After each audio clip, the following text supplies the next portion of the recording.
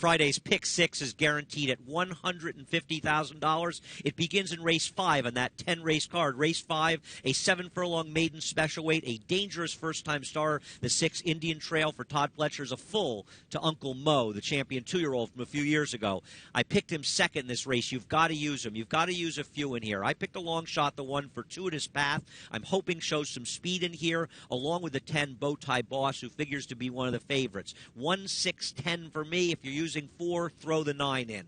1, 6, 10, 9, my first 4. Race number 6. Now, you can't use a lot in every race. I like Chad Brown's horses in here, and the one I like the most is the 5 Regarde, who I think will benefit from the fact that we've gotten some rains. The turf isn't super firm. Also had some traffic trouble and a very slow pace in her race when she showed up and ran her first race in this country. I like her over the other Chad Brown horse in here, Chocolatier. I went 5, 4, 3, but the 4 and 5 would be my main 2 in any pick 6 play. I'd be using 2 in the pick 6 in race number 7. The 1 Look Around the Corners, also for Chad Brown, a horse that broke its maiden at Keeneland, was disqualified in a very odd disqualification, was the best horse in that traffic that day, and I used that horse and the 8, the Catman Can, a horse who gets a big rider change in this race, his first turf race, a giant effort. Huge trouble at the start, a big run in there, a horse that can absolutely win this race at a price 1-8 in race number 7. The 8th race, the True North, the first stake in this pick 6 sequence. A very difficult 6-furlong race.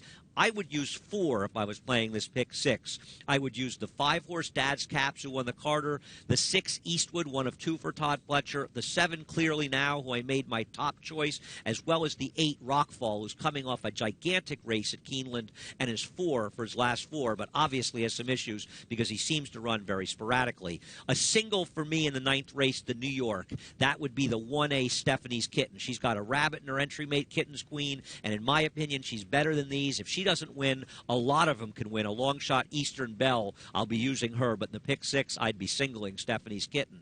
The last race at 2 miles, the Belmont Gold Cup Invitational, a very difficult race. I went 2, 11, 9, 1 in this race. You want to have as many horses you can in the ticket. Innovation Economy is my top selection in here. I could use Manchurian High. I could use Reflecting. They've all got to get that 2-mile distance. You got to go a long way for that $150,000 guaranteed pick 6 on Friday.